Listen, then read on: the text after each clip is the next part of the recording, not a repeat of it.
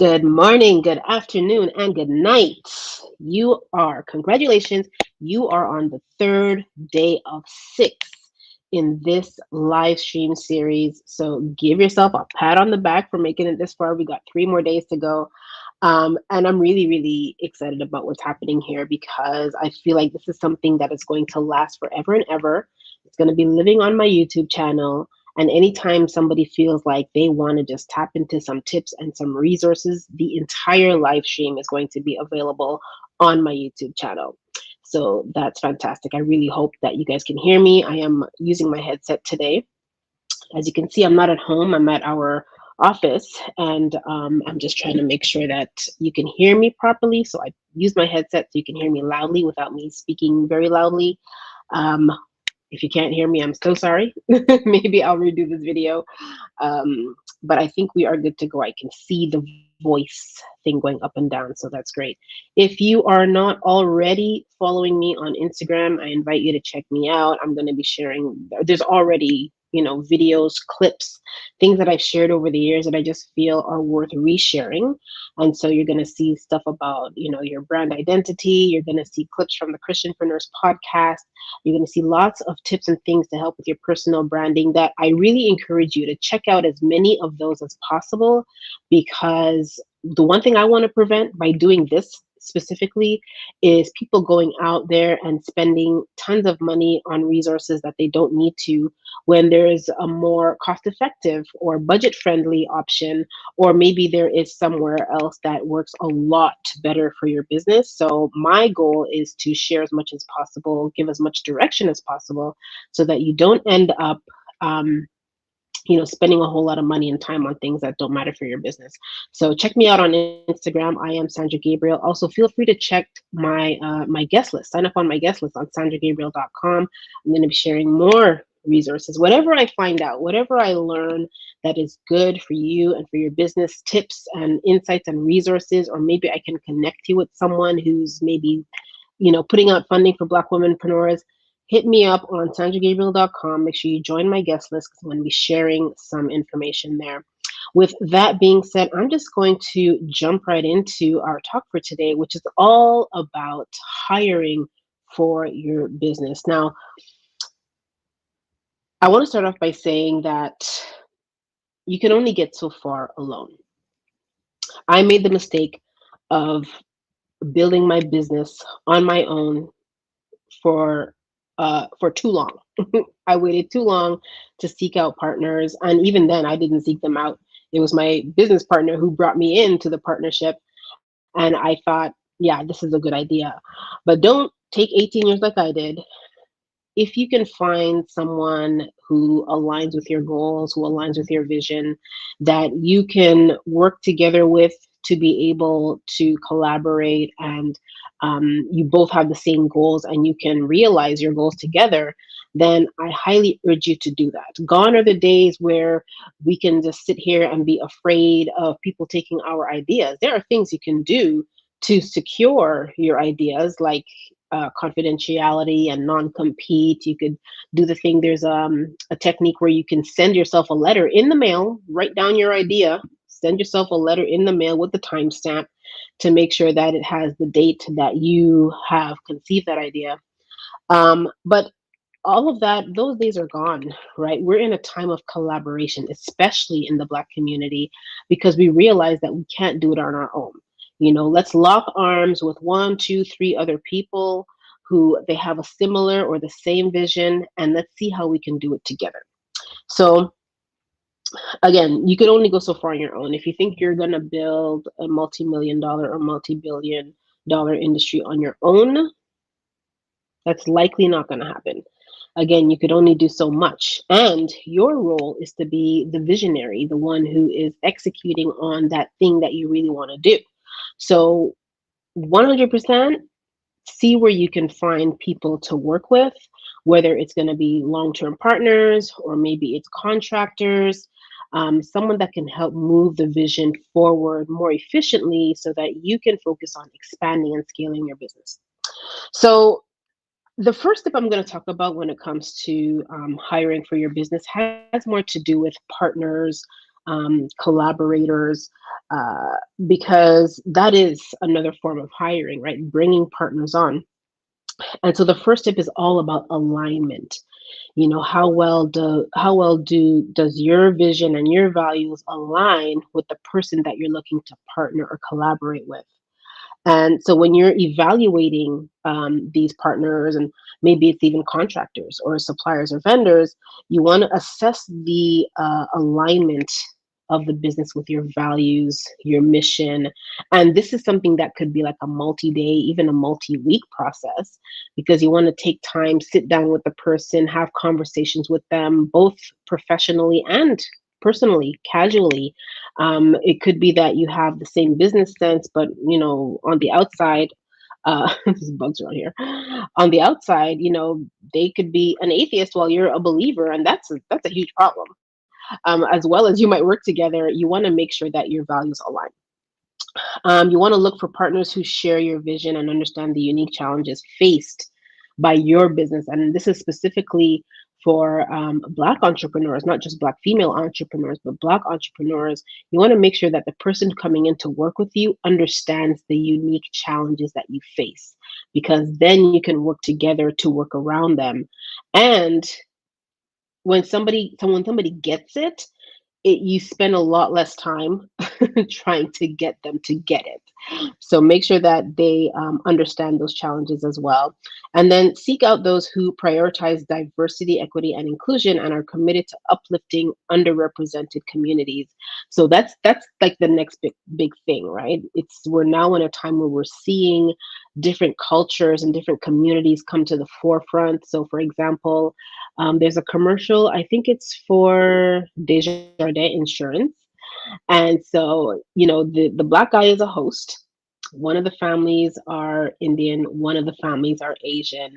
And I just feel like we're going to start seeing a lot more of this now, because minorities and different cultures, they're speaking up now. We don't have a face, we don't have a presence when it comes to media and major platforms. And so we're seeing more of that come up now. So if you're working with somebody who gets that and somebody who's also in line with that, then you have definitely lucked out, or lucked in, I should say. So, by aligning with like minded partners, you can build mutually beneficial relationships grounded in shared values. And that's really what you want. Anybody that you work with, or that you're planning to partner or collaborate with, it's about how are you aligned? How do your values? How do you what are your shared values, and what's the mission and vision, and how do those align? My next tip is about communication and collaboration. Sorry, I'm jumping ahead. My next tip is actually about expertise and experience. Now, this is mostly for if you're hiring contractors, vendors, or suppliers. You want to assess the skills and the track record of vendors. Now, I've spent a lot of time putting out job posts, doing interviews, hiring, assessing, training, things like that. And one thing that I find is that when you do your evaluation beforehand properly, you save yourself a lot of time from having to deal with any nonsense in the back end. So, for example, if I'm going to hire a contractor on Upwork, for example, I don't just look at their profile. I look at the reviews that they have as well. And I evaluate their work that they have to see if this work aligns with the type of work that I need this contractor to do. So you want to evaluate their expertise and experience. And you also want to look at their portfolios, case studies, any work that they've done that aligns, and then see, does that work look like what I'm looking for in my business? And it's so important. Like, if there's a way that you can check even Google reviews for whoever you're planning to work with, check all reviews. And a negative review is not necessarily a bad thing. This is where you have to kind of use a little bit of scrutiny and say, okay, this person put a negative review, but it almost sounds like, they were the problem. We got to think of maybe they were the problem. But if you see like a slew of negative reviews, okay, walk away from that person. But sometimes you'll see like good review, good review, good review, good review, and then there's one negative review or two negative reviews. And it's important that we don't just harp on that. Like we have to kind of apply a bit of scrutiny on that. Um, Seek recommendations from people that you trust. Again, this is where our networking comes in.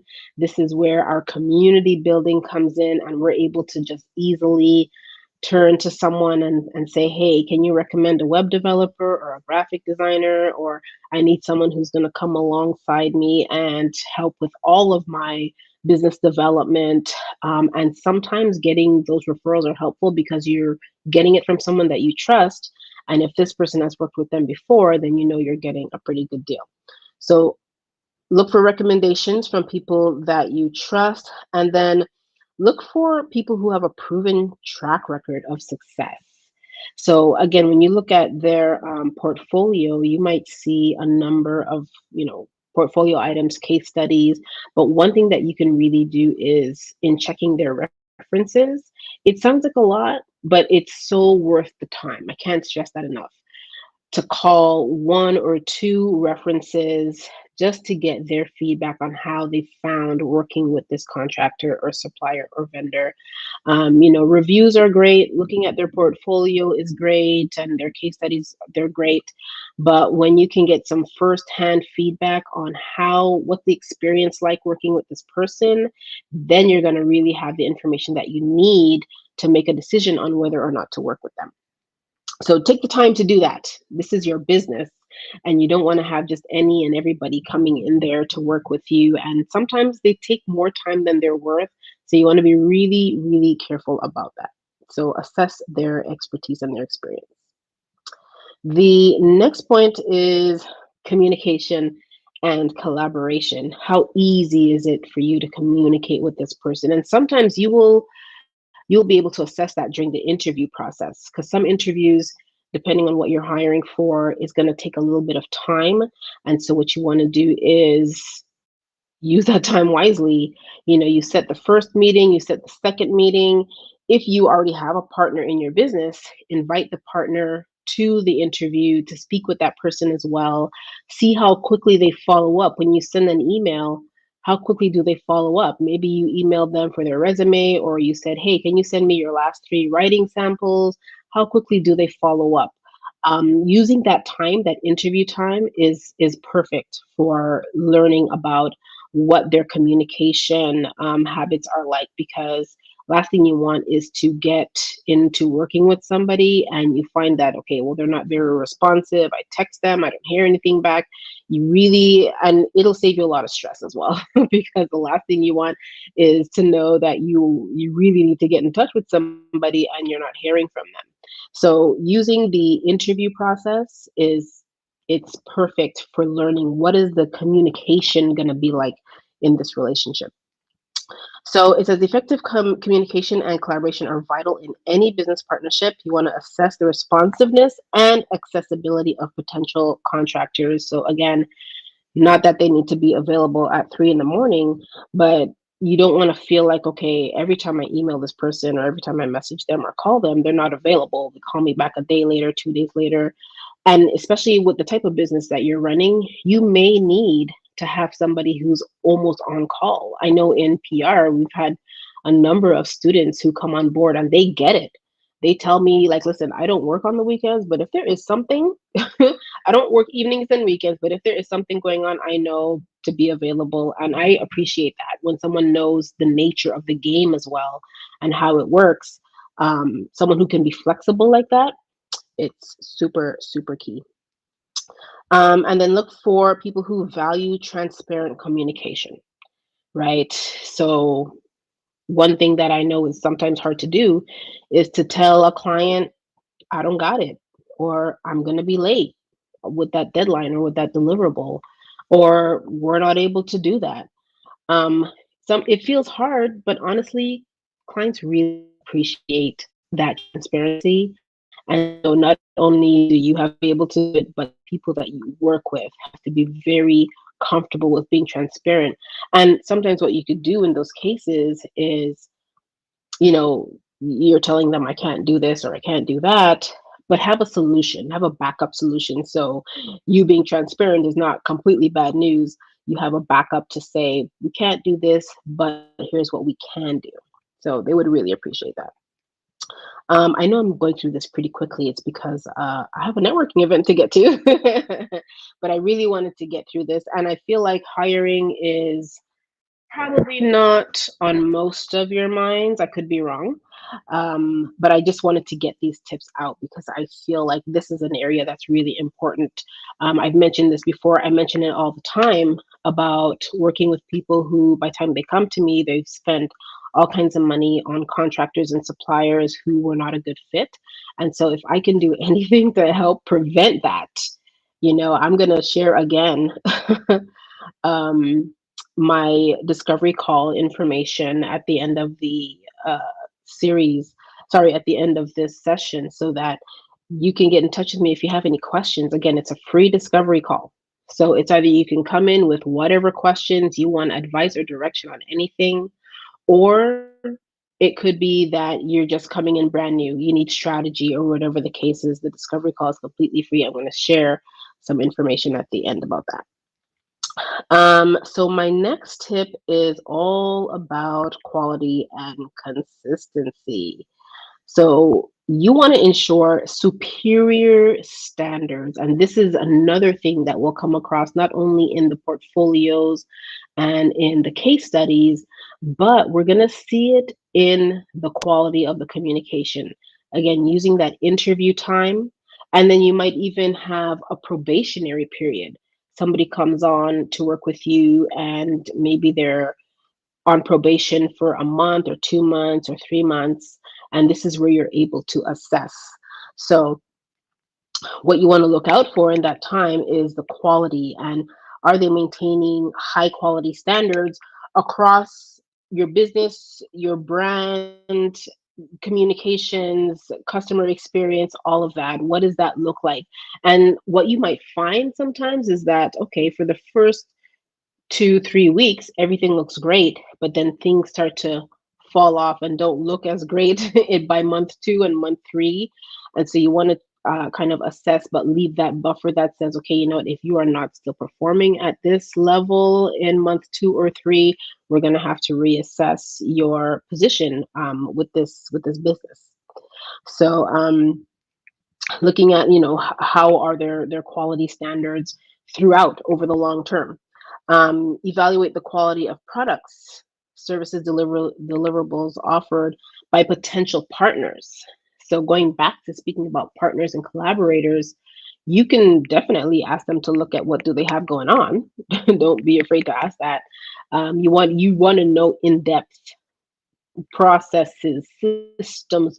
What is the quality? What's the customer experience policy? What is all of that? You want to have a look at all of that and know it intimately, because this is going to help you make a decision on whether or not you want to partner or collaborate with this person. So having a look at all of that, what they have going on right now, is super super important. You want to know who you're getting into bed with.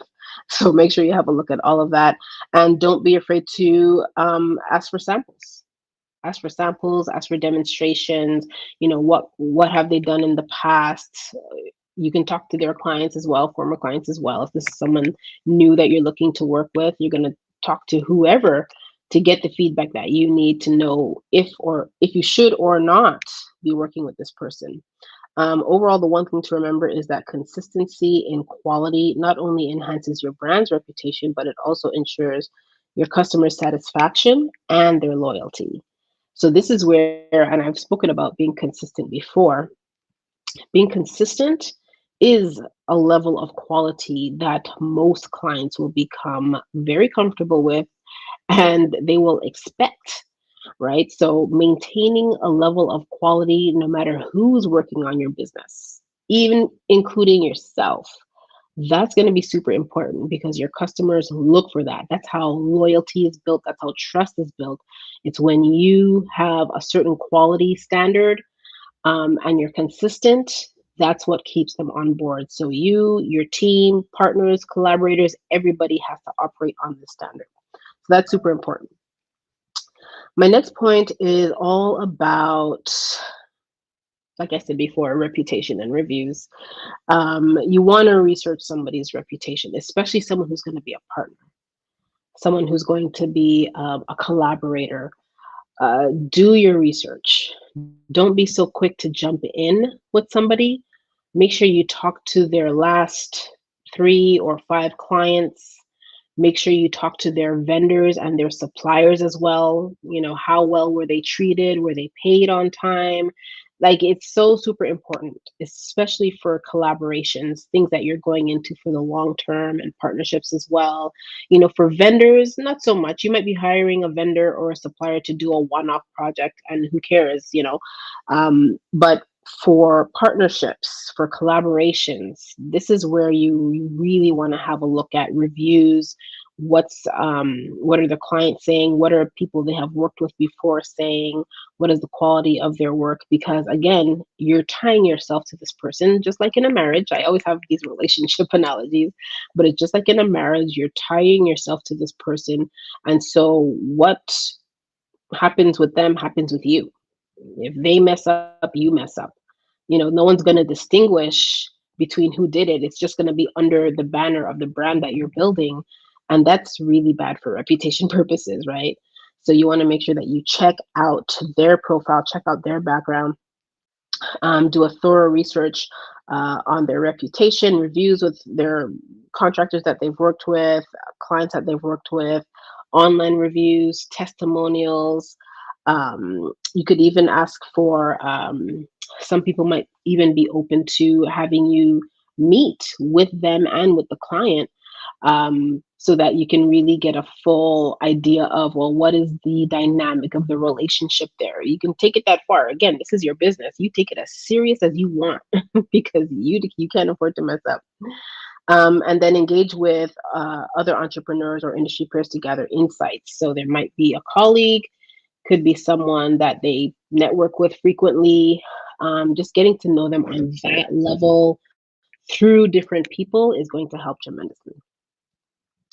My next tip is all about pricing and value. And truthfully, I can preach a whole sermon on pricing and value, evaluating cost effectiveness. While the price should not be the sole determining factor, evaluating the cost effectiveness of potential partners is crucial. Consider the value they offer in relation to their pricing. So when you're speaking about value and the price, a lot of times, so perfect example, I used to work at Le Chateau, and the clothes there are phenomenal. Like, they look great, right? And I was at the warehouse, so they were very, very budget friendly. However, after I wash it the one time, it's falling apart. And so it's like, well, what did I really get for the $15 I just spent on this pair of pants? Whereas if I spent $50 on a pair of pants, okay, it cost me a little bit more, but now I don't have to buy a new pair of pants every time I wash them. So that value is extended because you've gotten something quality that lasts longer, as opposed to having to continue to pay for it time and again. And it's the same thing when you're working with anybody. You don't want to work with someone who they charge by the hour, and let's say they promise you 2 revisions on whatever they're working on. But then after 2 revisions, you're still not happy. And so they want to charge you and charge you and charge you for revisions. And it's like, well, how, at what point does it end? Where do you draw the line? Whereas if I hire the top notch designer, chances are, yeah, I paid a little bit more, but I spent less time having to coach and train them on how to get it right.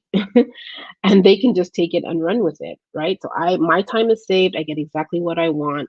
So I'm willing to pay a little bit more for that. So that's what pricing, and value is all about. Request detailed proposals or quotes that clearly outline the services deliverables associated with the cost. So you want to know, what are the line items? What are they promising? I get 1 graphic, 2 revisions, or maybe I get, my website done. I get 2 revisions. I get maintenance for 3 months, which means they're going to come in and do my updates.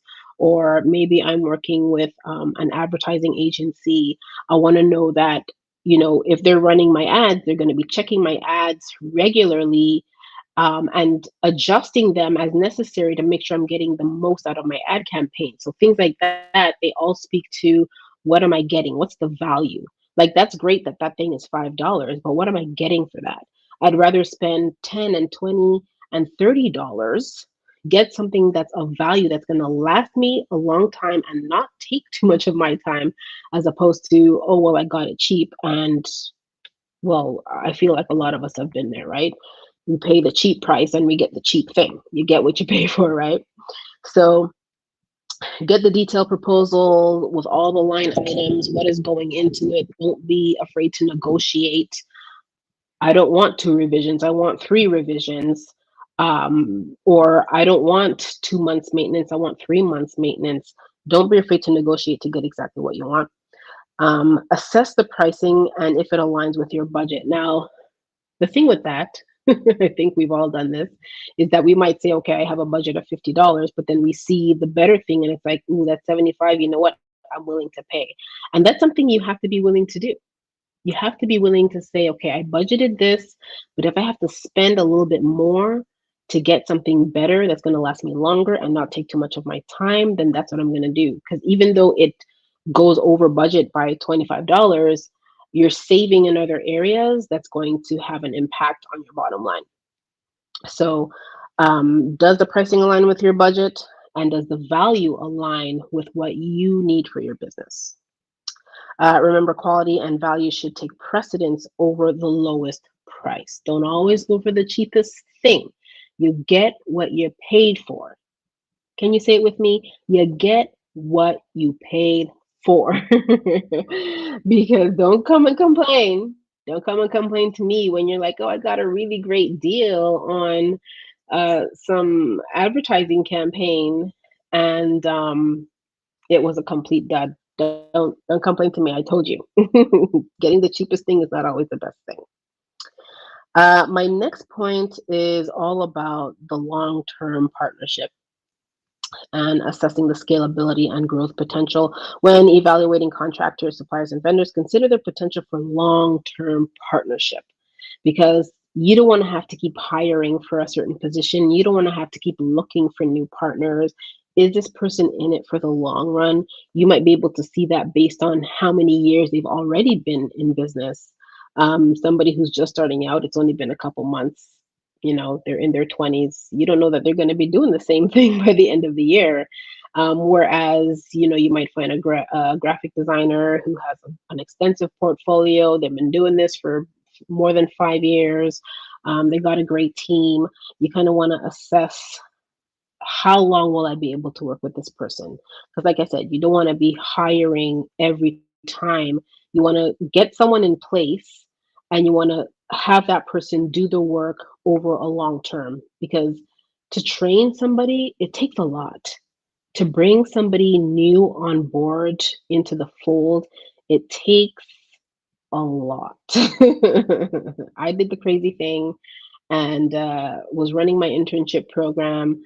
I had taken on 6 students, and there was another school, another college that had some students lined up to do an internship with another company, but that company ended up shutting down for the pandemic. And so they asked if I could take them on, and I was like, sure. And before I knew it, I had 13 interns on my team, which was great. But when you bring somebody on, you have to train them, right? You have to train them, you give them tasks, you have to review those tasks. So not only are you putting money into the training, not money, not only are you putting time into the training, you're putting time into reviewing the work as well, because it's under your name. So you can't let anything go out that you didn't see yet.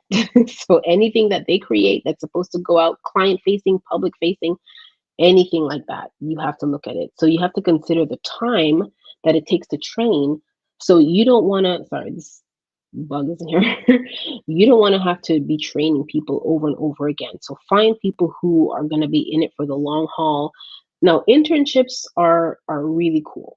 because you have an opportunity to be a mentor, you have an opportunity to teach and to shape and to inspire someone. So that's something that you really do out of the kindness of your heart. Like you, maybe you do or you don't have the time or you're looking for free work, but remember that you are molding and shaping young minds. And so it's really just an act of being generous to give of your time to teach them. But one thing you can do if you do have interns who are maybe they're finishing their internship at the end of the year is you start looking for someone else who's going to come on board and you have the intern train them, so that's very little involvement from you, making sure that the intern is training the person, and then when they come on board they're just ready to hit the ground running. So that's one thing that you can think of, if you are looking at working with interns, is to have them trained really well. I'm not saying don't take the time to train them, but pour in as much as you can up front so that when you let them loose, you barely have to look back besides reviewing their work. So make sure that you can get some people in for the long term, or you'll find yourself training over and over again, which could be a lot unless it's in the case of internships. Look for people who can grow with you, adapt to changing demands, and offer additional services and products. So one of the things that I loved working with some contractors on Upwork is that, let's say I was looking for an administrative assistant, but I would find some people who are also well versed in social media, some people who are well versed in public relations, which means I can get them to help with the main thing that I want, but they have multifaceted talents that they can do different things. So it might be one day that I'm like, okay, you know what? I don't have time to schedule my social media post, or I don't have time to write these captions for next week's social media post, or I need help with graphic design. Some of them have graphic design as a strength as well. So finding people who are multifaceted, multi-talented, they could do a few things, not everything, because the last thing you want is someone who is a jack of all trades and a master of none. Right? They're like, yeah, I could do PR, I could do social media, I could do this and that. And they do all of it, maybe 80% of the way, whereas you need someone to do it 100%. That's where you hire someone dedicated for what you need. But most of the time, especially on the administrative level, if you can get away with someone who they can be your administrative assistant, but they can also be your marketing manager, you've won the game at that point. Um, and long-term partnerships, they foster trust, right? And not just between you and the partner, but when your clients see that you're working with this person and you've been working with this person, they feel like, okay, this is a brand I want to work with. So for example, my VA team, I've been working with them for 13 years. Lots of clients know Jocelyn. They know my VA. Her name is Jocelyn. We've been working together. Jocelyn often has to step in and communicate with the client to move things along quickly. But when you have like solid, steady people on your team, it's a really, really good look. Um, you want to foster trust, stability, and synergy, enabling you to build a solid foundation for sustained growth. And it's all about growth and growing. This is where, when you get to the point where you feel like, I need to hire, you're growing. Or when you get to the point where you feel like, I can't take this anymore, that means it's time to grow. It's time for you to stop holding all the work to yourself and let somebody else in who can help, whether it's a contractor, vendor, supplier, partner, or a collaborator. Think on, who can I bring into the fold? Nothing freed me more than bringing on some help. Okay, it was so overwhelming, so overwhelming to try to do it all. And this is like when you get to growth periods, you're going to get to periods where you're like, I just got to grow, I just got to go and do the thing, and you're putting stuff out there, but like you can't manage it all, it's just too much. Do not be afraid to start seeking the help that you need to move your business forward. Don't give up. Get the help that you need. It's out there. There are tons. There's Upwork, Upwork, Fiverr. I've used one called Time Etc. to get contractors or vendors. I know there's a bunch others. There's one, I think it's called like freelancer.com. There are even, I think there's one that's called Clarity. It might be clarity.fm, and it's not contractors per se, but it's advisors that you can hire. They have their hourly rate on the website. Advisors that you can hire to work with, who can, point you in the right direction. Um, but this is the point where when you feel like you can't take it because there's just too much going on, that's when you know it's time to hire help. And I wouldn't rush into the process, like I was saying. I would definitely take my time. Day one, let me look at a few profiles. Day two, let me try to set up some interviews. Day three, let me get their references and make appointments to call some people. Day four, let me ask them to do a small assignment. Some people, some contractors and suppliers would be open to doing a small assignment just to see, maybe you want to see how quickly they respond. You want to see the quality of their work. You want to see, if their communication is fluent and is this someone that I can work with. So I would say go the distance. Okay. Don't, I'm not talking about this because I'm all good on it. It's because I've gone through the pain of seeing what I need, going onto Upwork, saying I need an assistant, finding the first person there charging, I don't know, back then it might have been $1.50 an hour, and hiring this person and realizing like the quality of the work is not quite, what I thought it would be. I hadn't checked their portfolio. I hadn't, checked their references. I was just looking at the fact that this person was charging me $1.50 an hour. But again, that goes back to the conversation between price and value. So yeah, it's $1.50 an hour, but what are you getting? So take the time, do the interviews, speak to references, think on collaborations. Open your mind to that. Open your mind to collaborations. It's hard at first because it's your business. You've always run it on your own. It's your baby. You don't want to let it go. But truthfully, you could only get so far on your own. Again, you can only get so far on your own. Start to open yourself up to the idea and say, okay, maybe I can consider at least talking to some people, right? Get into different circles. If you're networking, like I said, and building community, like I said, you're going to meet some interesting people who it's very possible that you could work together. Now, if any of this was helpful to you, I encourage you to book a free discovery call. And this call is for us to just have a quick chat. You're going to tell me about your business. And I'm going to say, okay, you should use this tool. You should talk to this person and let me connect you on this website to hire these three contractors, or whatever the case is. Or you might say, hey, I'm starting to work with this developer and he's doing this. And I'll say, did he not give you a wireframe first? Or did he not talk to you about what your brand identity is? So helping you walk through the process so that you're not doing it on your own. You're not going to be, making any mistakes. I mean, mistakes are inevitable in business, but will help to minimize the mistakes that you make. So the information is on the screen. Definitely feel free to book a discovery call.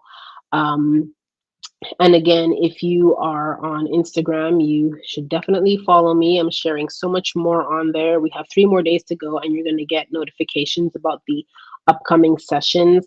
Our next one is all about empowering your business with online tools. This is my favorite because I love tools, I love applications. I mean, I'm not going to go into every tool that I've ever used, but I will give you some high level on the type of tools that you need for your business. So you definitely want to join again tomorrow. We're going back to our original time at 8 o'clock. Again, today was an exception because I am networking later. Actually, it started 9 minutes ago. So I'm going to wrap up and head over. But definitely feel free to sign up for a reminder for the next session, which is tomorrow. You're going to get a reminder 20 minutes before by email, but I also put out reminders on social media, so there's no chance of you all forgetting that it's coming up. Lastly, if you want to join my guest list, remember I mentioned that I share more resources on email. Definitely join the guest list on sandragabriel.com. And if you don't know, so I don't know how much you know about me. I've been in business for 18 years. I've been an entrepreneur for 18 years, celebrating 18 years this year. And I'm the president of PR and communications at Verb 360. We are a newly merged agency. We are the largest Black owned, female led advertising and communications agency in North America. We have offices in the Bahamas, in Philadelphia, in Atlanta, and also New Jersey and Toronto. And I'm coming from a place of wanting to share all of what I've learned in my 18 years of business so that you guys do not fall into the same traps that I did or the same traps that a lot of clients did. I always talk about how by the time they came to me, they spent way too much money and we're going in the wrong direction. And I want to stop that from happening. It really breaks my heart. So I want to stop that from happening. So for those of you who didn't know my background, I just wanted to share a little bit about that and just to show that, I always say I made the mistake so that you don't have to. But my biggest passion is working with Black women in business, Black womenpreneurs, because I know we are not on a level playing field. We cannot be competitive on our market because our annual revenues are way below what all women in business earn. And so, if there's anything that I can give in terms of resources and tools or whatever assistance I can give, I'm here to help because I know it's hard and I want to see you succeed. So, just to wrap up our talk for today, choosing the right contractors, suppliers, and vendors for your business and branding needs is a strategic decision. And strategic is emphasized here because it's not something that you just go and hire 10 people willy nilly. Again, strategically, you want to grow. And sometimes the best way to do that is to share the load or to bring in someone who can do parts of the business better than you can, right? So it's a strategic decision that can greatly impact your business and the success of your business. You want to ensure alignment with values. That was the first point that we covered, is that you want to be sure that you are aligned. The values, the mission, how well do they align? Obviously, you're not going to call up a contractor on Upwork and say, what are your values? For some of them, you don't really care. But if it's like a partner or a collaborator, you want to make sure those things align so that you're on the same page. And then research their reputation, evaluate them, look at reviews, check references. Don't be afraid to do that. Don't be afraid to take the time to do that. Don't feel like you have to rush through that part of the process, because the truth is, you could end up spending a whole lot more on the back end for a bad hire. Okay. So take your time, do all the research that you need to do. And remember that by making informed choices, you are setting yourself up for fruitful collaboration. Informed is the key word there, because the more you know, it's the better able that you are to make some of those strategic decisions. And choose wisely. Now, again, I'm going to leave up the link for a quick second if you wanted to book a discovery call, because it's free. And this is me giving of myself. And I really hope that you come back tomorrow, where we are talking about empowering your business with some online tools. If you need a reminder, I just put up a link for you. You can visit sandragable.com. You'll see the brand new series banner right there. You can click on that, get to the page where you leave your name and your email, and it will send you a reminder 20 minutes before we get started. So you have time to get to a screen, get your notepad, get your water, whatever you have to do, and get settled in and ready to take some notes. And that's my live for today, folks. Thank you so much for joining, and I will see you tomorrow.